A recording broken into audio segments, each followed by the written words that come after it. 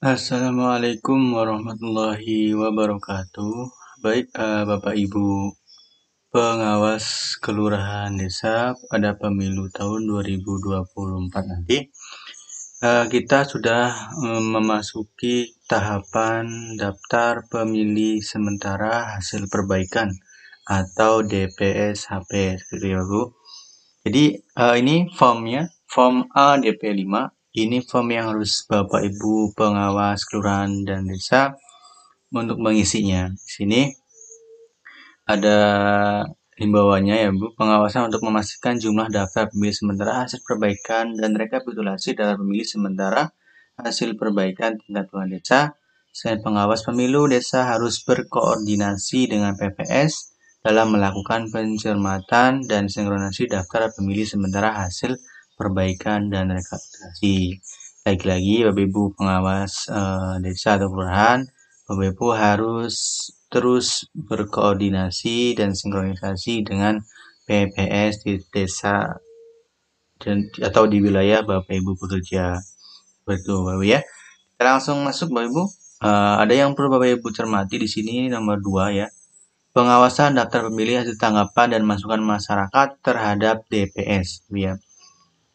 Di sini ada rekapitulasi data ini harus didukung oleh data lengkap pemilih tidak memenuhi syarat atau data pemilih TMS yang tidak memenuhi syarat ya. Nah, ini Bapak Ibu. Di sini ada jumlah pemilih tidak memenuhi syarat dalam DPS. Nah, jadi tentunya ada pemilih yang tidak memenuhi syarat dalam DPS. Ini dari hasil tanggapan dan masukan masyarakat. Ini Bapak Ibu yang perlu digarisbawahi adalah dari hasil tanggapan masyarakat. Nah, ya, DPS dari hasil tanggapan dan masukan masyarakat. Jika tidak ada dalam DPS HP ini, tanggapan dan masukan masyarakat, Bapak Ibu perlu mengisinya dengan strip seperti ini, Ibu ya. Ini jika tidak ada tanggapan dan masukan dari masyarakat dari hasil DPS HP ya, karena DPS itu dari hasil perbaikan ya.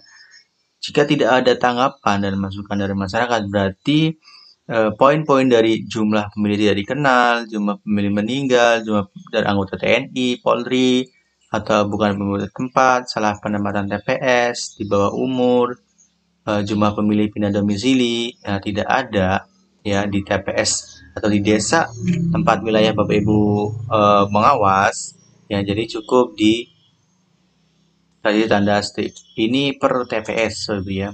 Tapi jika ada Bapak Ibu ada tanggapan dan masukan masyarakat, nanti tahu ada tanggapan dan masukan masyarakat itu nanti ada di rapat di berita acara rapat pleno DPS HP. Di poin kedua tuh ada nanti dapat masukan dan tanggapan dari siapa, nanti di situ ada. Nanti Bapak Ibu kemarin sudah menerimanya ya, pengawas dari rapat pleno tersebut. Jika ada Bapak Ibu, misalnya di TPS 2 ini ada jumlah pemilih meninggal ya, ada tanggapan dan masukan masyarakat. Tentu saja tanggapan dan masukan masyarakat itu ditandai dengan bukti ya. Kalau karena ini meninggal ya, berarti harus ada bukti keterangan akte meninggal atau keterangan kematian dari desa. Nah, ini ya jumlah pemilih meninggal. Tanggapan dan masukan ini ya Bapak Ibu, yaitu sebelum rapat pleno ya, tanggapan 21 hari semenjak DPS itu diterbitkan atau diumumkan. Nah, di sini misalnya ya Bu ya, di poin 2 ini ada jumlah pemilih meninggal itu 1 ya. Ternyata dalam proses penempelan DPS itu ada yang meninggal. Ini 1.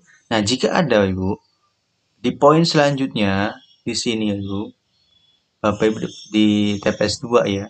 Ini Bapak Ibu isi karena ini 1 yang meninggal. Nah, isi identitasnya. Namanya siapa, tempat lahirnya dari mana. Untuk mengetahui ini berarti ada lewat kakak ya Ibu ya.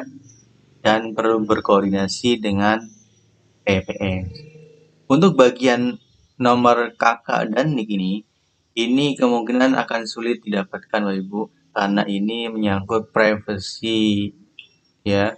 Walaupun sudah meninggal, ini menyangkut privasi, takut disalahgunakan. Jadi untuk bagian nomor kakak dan nik ini biasanya tidak diberikan oleh PPS begitu.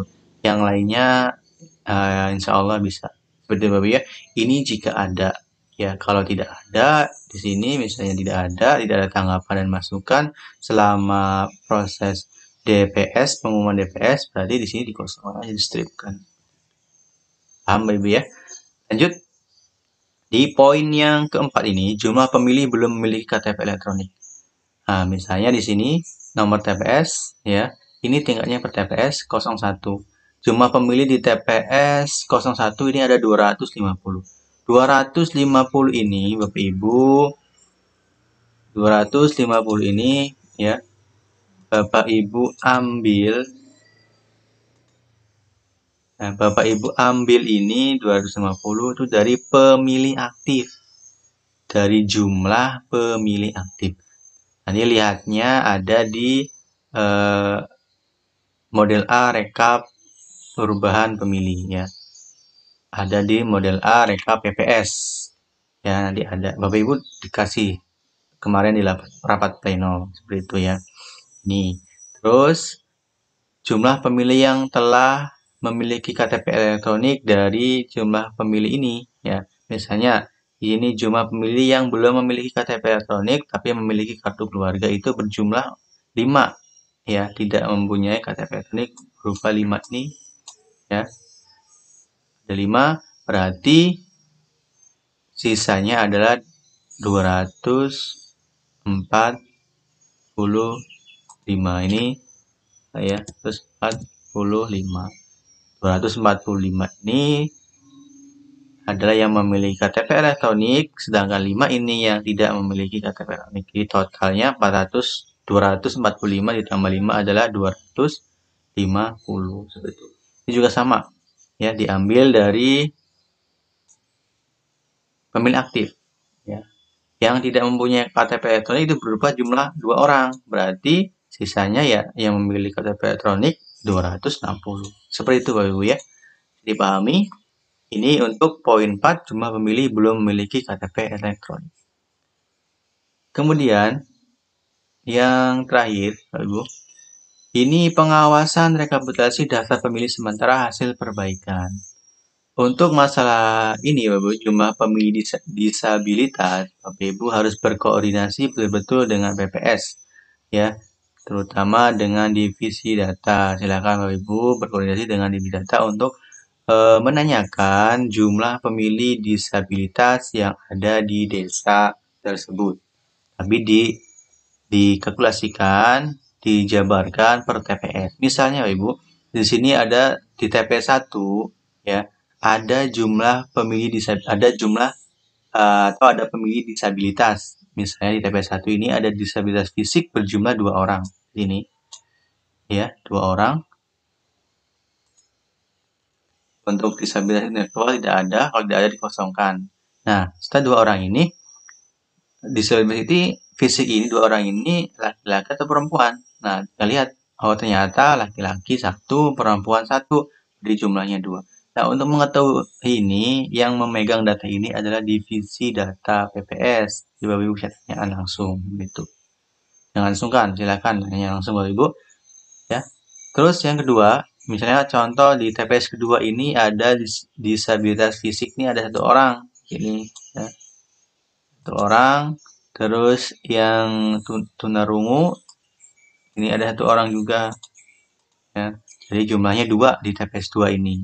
Nah, tinggal mencari laki-laki atau perempuan yang 2 orang ini. Oh, ternyata laki-laki. Ya. Nah, perempuannya 0, jumlahnya dari 2. Seperti itu.